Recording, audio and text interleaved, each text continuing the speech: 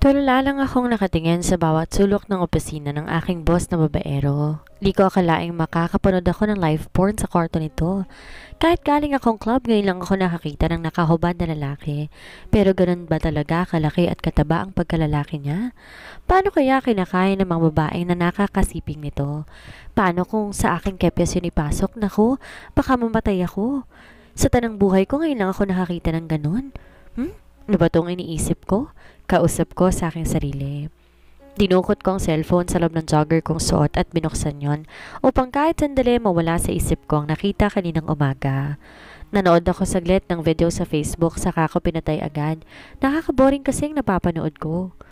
Buntong hininga ang aking pinakawalan dahil naboboard talaga ako. Kung ba't kasi sinama pa ako sa opisina ng lalaking yun eh. Wala naman palang gagawin dito.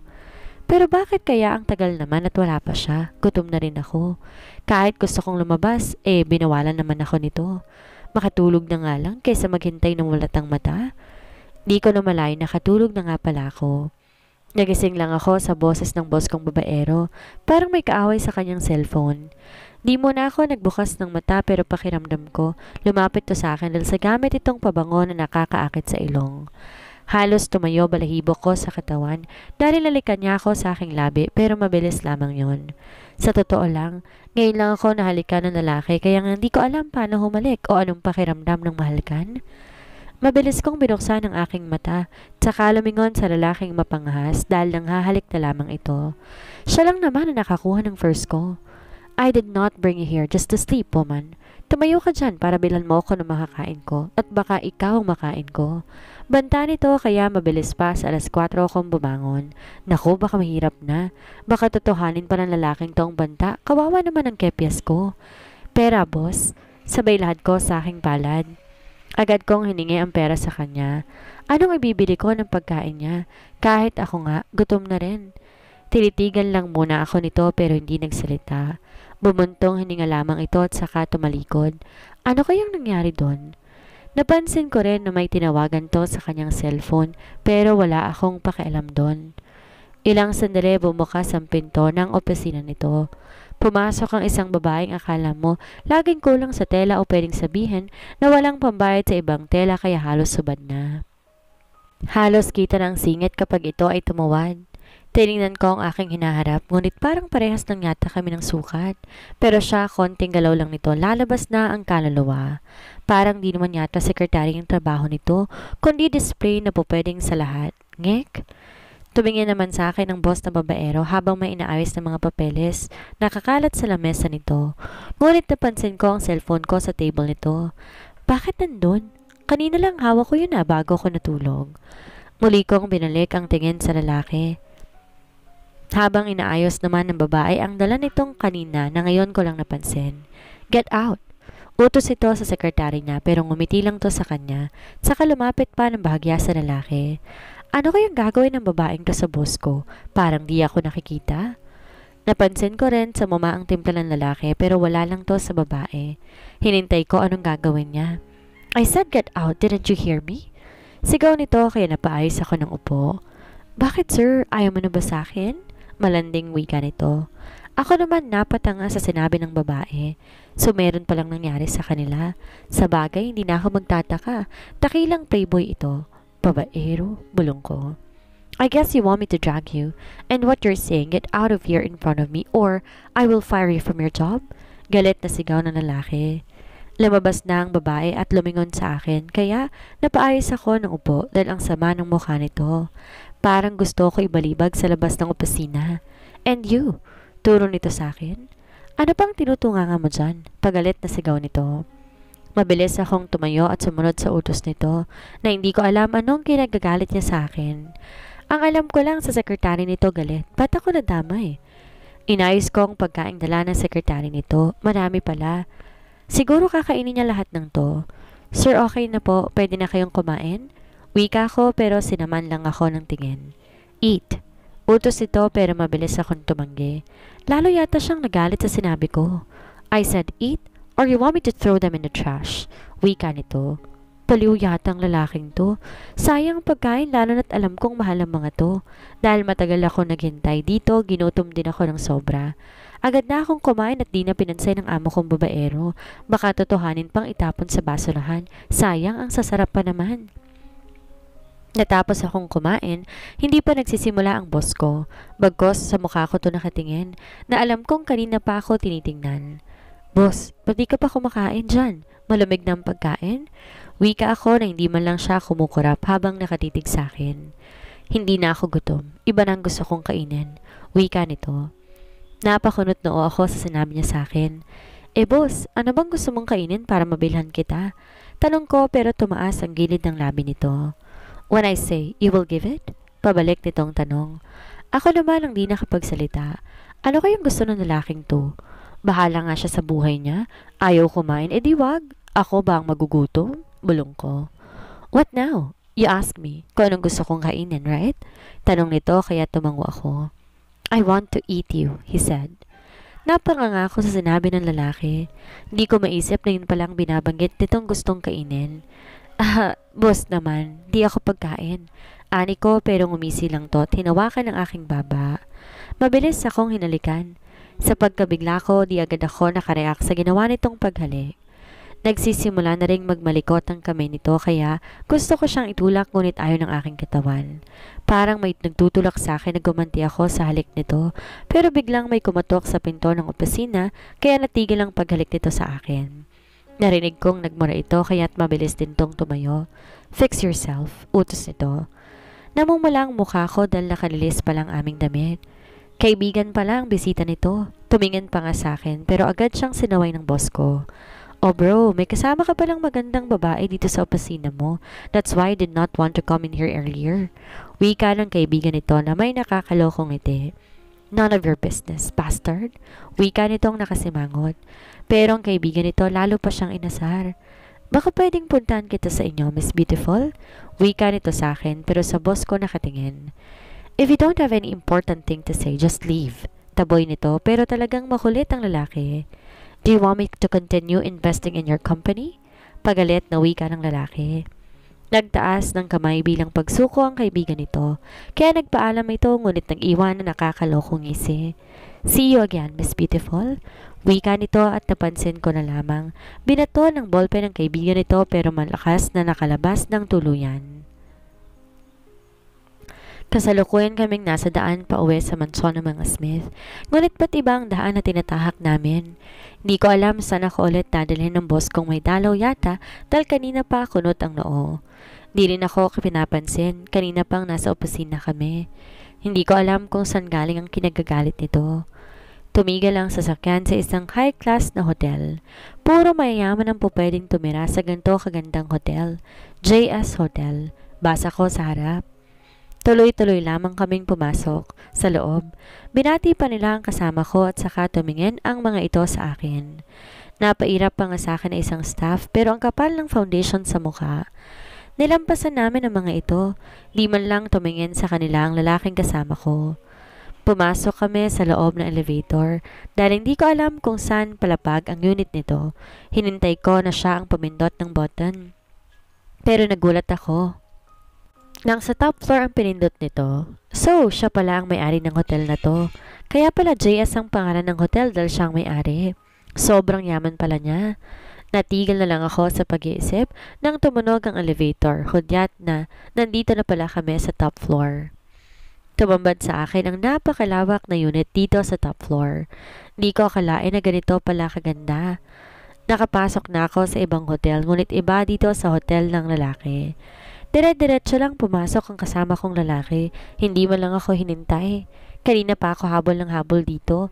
Nakakapagod na nga ginagawa kong paglakad ng mabilis para lang makalapit dito. Sumunod ako hanggang sa pumasok sa loob ng banyo dahil itsura pa lang nito. Naupo ako sa malaking sofa. Ang lambot, bulong ko. Pwede akong matulog dito kapag nagkataon na hindi kami umuwi sa mansyon. Ginala ko ang aking mata sa kabuuan ng silid. Maganda ito at hindi mo masabing hotel dahil parang bahay na ito kung titingnan. Bigla akong nauhaw dahil siguro sa mabilis na paglalakad ko kanina. May nakita naman akong pinto. Siguro, ito na ang kusina. Ngunit sa silid pala ito napakalawak. Agad din akong lumabas. May isa pang pinto. Ito na nga siguro ang kusina. Kausap ko sa aking sarili. Binuksan ko at tama nga, ito na. Dahil nauuhaw na talaga ako. May nakita naman akong ref kaya lumapit ako dito. Agad kong binuksan at saka naganap ng tubig. Mabuti na nga lang at merong tubig dito.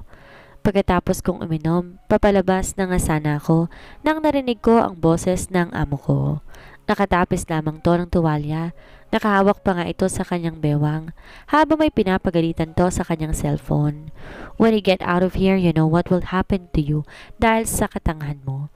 Galit na wika nito sa kausap. Lumabas ako ng tuluyan at bumalik sa sofa kung saan ako nakaupo kanina. Kaya napatigil sa pakikipag-usap ng lalaki sa kanyang cellphone.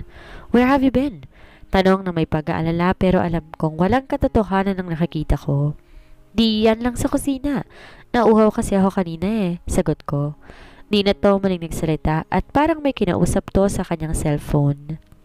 Maligo ka na rin. Magpapadala ako dito ng susuotin mo. Wika nito at saka ako iniwan. Napakamot ako sa aking batik dahil hindi ko alam kung saan ako maliligo. Baka pag ginamit ko ang banyo niya, baka bulyawan na naman ako. Ilang sandali pa, lumabas na ang lalaki. Nakasuot na ito ng t-shirt at boxer. What boxer? Sigaw ng aking isip. Kung bakit kasi, binalandra na lamang niya ang katawan ay alam naman niya na may kasama itong babae. Hindi porket galing ako sa club, akala niya nakita na ako ng pag-aari ng lalaki. Hanggang video lang pero wala pa sa personal. Lagi kasi akong kinukulit ng mga kasama ko sa club na manood ako para daw magkaroon ng ideya sa pakikipagsiping sa kama.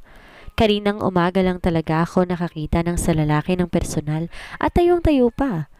Namumula ang mukha ko dahil muli kong naalala kung gaano kalaki nga iyon. Diba, ang sabi ko, maligo ka na rin. Bakit nandyan ka pa rin? Wika nito na may halong inis. Boss, saan ako maliligo? Sagot ko. Napakunot no ito. Di sa banyo. Alangan namang sa kusina, diba? Wika nitong naiinis dahil sa kakulitan ko. Pwede naman, boss, kung may puso doon. Baliw kong sagot at nagsasalita pa sana tong muli nang tumakbo na ako papasok sa banyo na pinasukan din niya kanina. Di naman ako nagtagal dahil baka magalit ulit sa akin ng boss kong babaero. Pero paano, wala pala akong damit. Di naman pwedeng lumabas akong nakatapis lang ng tuwalya. Dito na lang kaya ako sa banyo matulog. Total, malinis naman at may upuan pa. Meron naman pang isang towel na hindi pa nagagamit. Ngunit natigil ako sa pag-iisip nang may kumatok sa labas ng banyo. Binuksan ko ito, ang boss ko pala, at may dala tong paper bag. Iniabot nito sa akin. Binuksan ko nga ito, ngunit naman ganito ang napili niyang suotin ko. Para yatang sinadya na lalaking yun Isang 90s na may panloob na kasama. Wala akong choice kundi suotin to dahil sanay naman ako na magsuot ng ganito. Lumabas ako ng CR habang nagpupunas ng buhok kong basa. Tinignan ko rin ang orasan na cellphone ko, 7 PM na pala. So matagal na naging meeting nila. Sakto, ibababa ko na sana ang aking cellphone sa sofa nang tumunog ito. Sinigi pa lang tumatawag. Agad ko itong sinagot. Hello, Nikki. Wika ko sa kabilang linya. Kamusta ka na dyan, haba? Hindi mo man lang sinabi sa akin na mayaman palang kumuha sa'yo. Wika nito na may kasamang pagtatampo. Alam mo namang biglaan, diba? Ani ko, pero kayo, kamusta na kayo dyan? Eto, ayos lang din, pero kasi kanina galing dito ang tatay mo. Hinahanap ka, pero ang sabi ni Mama Weng wala ka dito dahil nga binenta ka na niya sa mayamang tao. Hindi naniwala ang iyong ama bagkus gumawa ng gulo dito sa labas ng club. Wika nito. Nakaramdam ako ng awa para sa aking ama. Ano ang gagawin ko ngayon? Hindi ako basta-basta makaalis dito. Di ko naman pwedeng pabayaan na lang ang aking ama. Havana, nandyan ka pa ba? Muli ay tanong ni Nikki sa akin. Oo, Nikki. Nandyan pa ba si Itay? Pwedeng pakisuyo muna ako? Sige, Havana, kung kaya ko naman gawin. Sobra akong nagpapasalamat dahil meron akong kaibigan na ganito.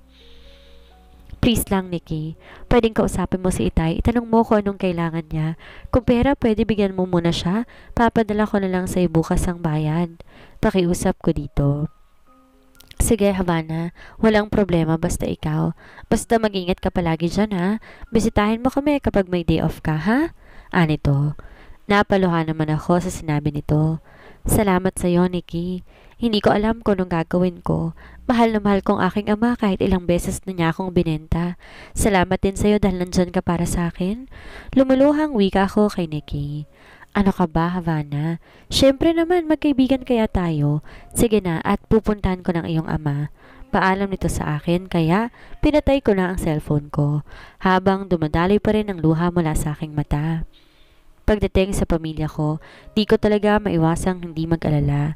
Kaya susubukan kong kausapin ang amo ko para payagan akong magbakasyon muna kahit alam kong malabo yon dahil bago pa lang ako sa trabaho. Nagising ako dahil pakiramdam ko may humahalik sa aking labi. Nagpupumilit pumasok doon ang dila nito. Kinagat na ibabang labi ko para makapasok ng tuluyan.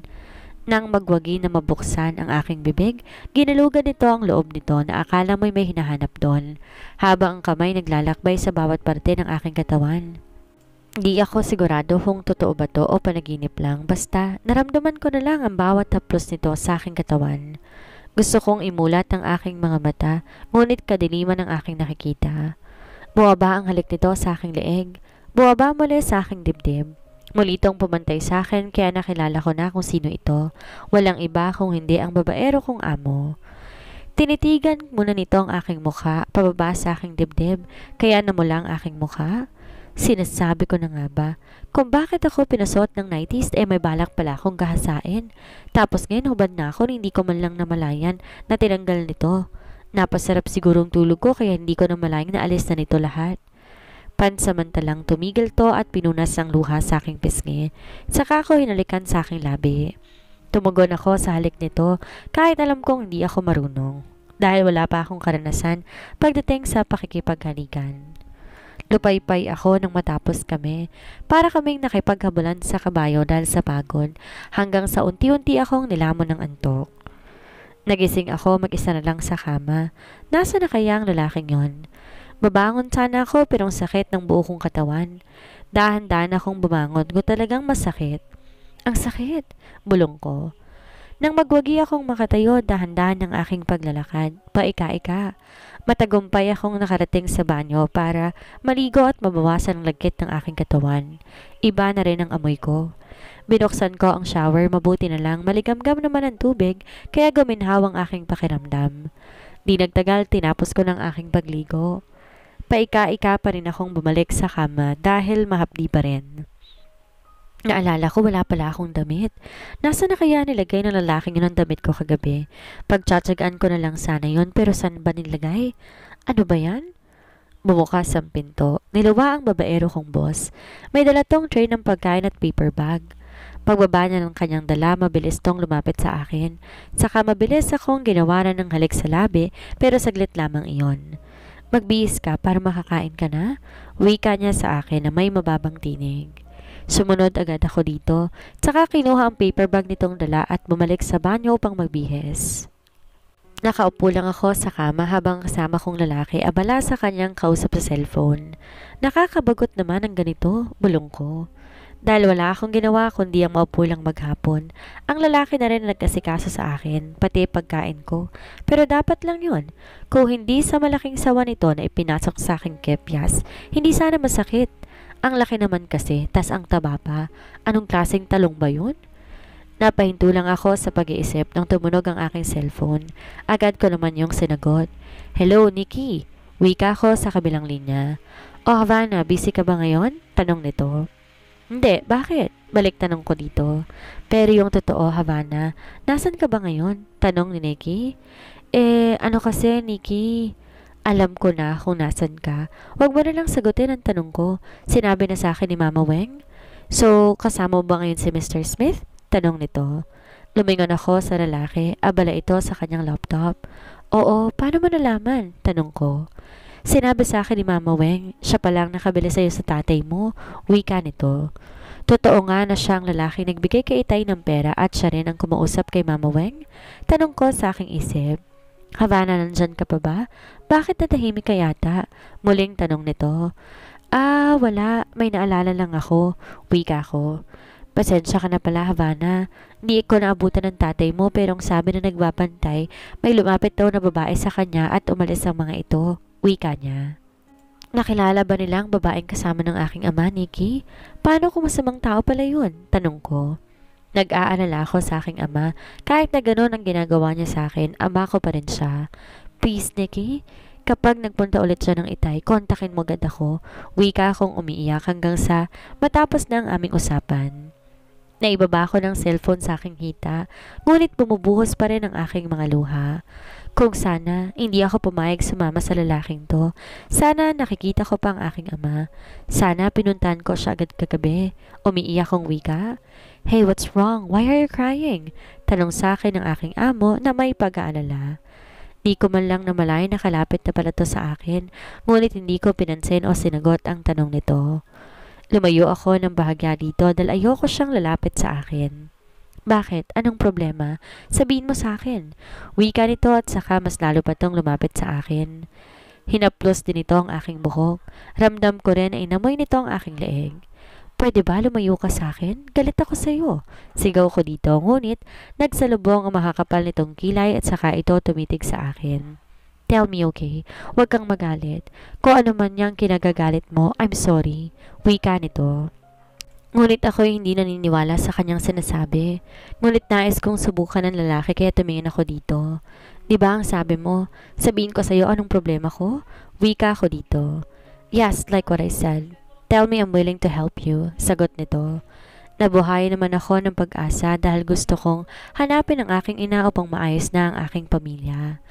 Pwedeng payagan mo ako magbakasyon kahit 1 linggo lang? Wika ako dito, ngunit nagsalubong lang muli ang kanyang mga kilay dahil sa sinabi ko. Hindi ako sang-ayon sa hinihingi mo, iba na lang. Wika nito. Sinabi niya willing niya akong tulungan pero bakasyon lang naman, di pa niya magawa?